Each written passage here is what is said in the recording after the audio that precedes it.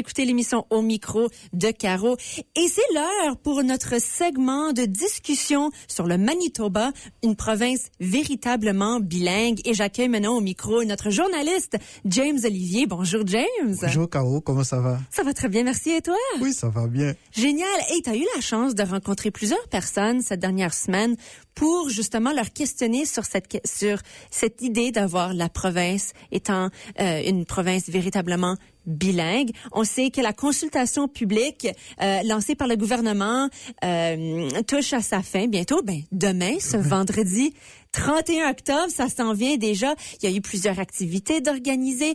Où as-tu eu la chance justement de rencontrer les gens pour poser cette question-là? Et justement, Caro, j'ai participé à plusieurs de ces activités-là. Il y avait récemment, c'était au début du mois d'octobre, il y avait une conférence organisée par la Fédération des communautés francophones et acadiennes et de concert avec Société francophonie manitobaine. Donc c'était à Winnipeg, il y avait la présidente de cette fédération, Léane Roy, qui était là à la conférence. Mais il y avait aussi d'autres activités tout au long du mois d'octobre et même pendant tout l'été, puisque la consultation a été lancée début juin. Oui, exactement. Début juin, il y a eu pas mal d'activités. Donc, il y avait une marche de l'association des professeurs et professionnels de l'USB. C'était un samedi, je ne me rappelle pas la date exactement. D'accord. Dans le quartier de Saint-Boniface. Et toutes ces activités-là, j'ai eu l'occasion de les suivre et d'interviewer certaines personnes qui participaient à ces activités. Il y avait récemment, c'était le 20 octobre, la conférence à l'université de Saint-Boniface autour de cette question. Et il y avait aussi la conférence pédagogique annuelle, c'était vendredi dernier. Des éducatrices et éducateurs francophones du Manitoba. Et ensuite, le samedi, il y avait un événement assez spécial à Winnipeg. C'était l'ONF qui organisait ça. C'était un événement de réseautage où il y avait beaucoup de cinéastes qui étaient là. Et nous avons l'occasion de rencontrer un cinéaste manitobain qui n'est pas francophone, mais qui s'exprime en français, c'est Mike Merinyuk, donc qui a donné son opinion par rapport à ce projet de faire du Manitoba une province véritablement bilingue. On l'écoute tout de suite? Tout à fait. Moi, je suis pas proprement franco-manitobain, mais j'ai encore un esprit franco-manitobain. Quand je présente mes films avec l'ONF, ils sont présentés en anglais et en français. Et c'est important pour moi comme artiste, quand je fais cette film qui a pas de langage, alors les idées peuvent aller tout le monde. Et même si vous êtes quelqu'un qui parle pas un langage. Pour moi, c'est important, manitobain, c'est important comme un Canadien. Moi, je suis ukrainien, je suis islandais, je suis suédois. Je suis aussi franco-manitobain parce que j'ai une perspective de l'île des Chênes, de Lorette, des communautés que je vivais dedans. Voilà, donc. Alors là, c'est l'opinion de Mike Merinyuk, qui est cinéaste et donc qui travaille actuellement sur un nouveau film d'animation et 100% est supporté par l'ONF.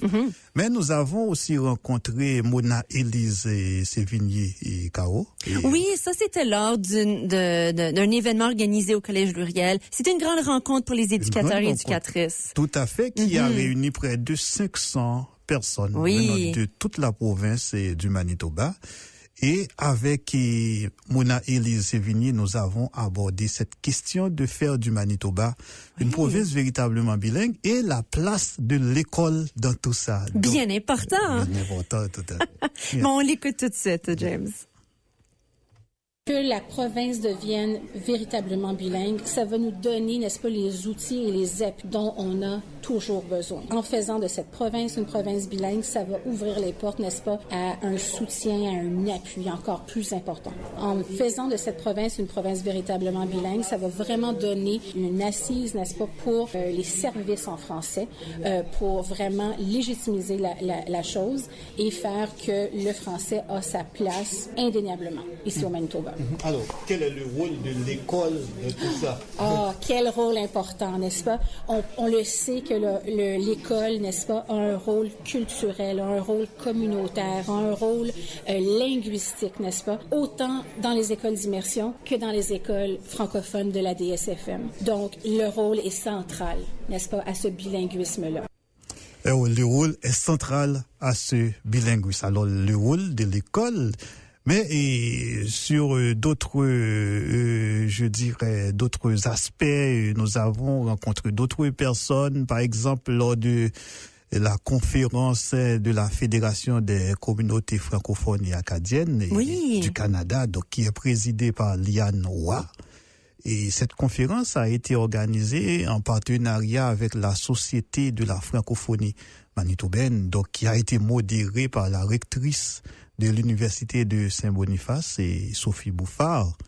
Donc nous avons l'occasion de rencontrer après cette conférence Liane Roy, et qui a donné son point de vue par rapport à ce projet-là. Liane Roy n'est pas du Manitoba, mais elle a fait le déplacement pour venir jusqu'ici pour débattre de cette question. Et il y a aussi le Nouveau-Brunswick qui est la seule province canadienne. Puis elle connaît bien la situation tout à fait. Du Nouveau-Brunswick, qui est officiellement la seule province bilingue au Canada, alors que le Manitoba ne l'est pas peut-être encore. Mais c'est ça en plus la grande question qu'on se dit, comment est-ce qu'on compare les deux? Sommes-nous proches? Est-ce qu'on veut être proches? Donc, c'est un petit peu ça qu'elle approche C'est un petit peu ça. Donc, et c'est ça que nous invitons maintenant nos auditeurs à écouter. Allons-y.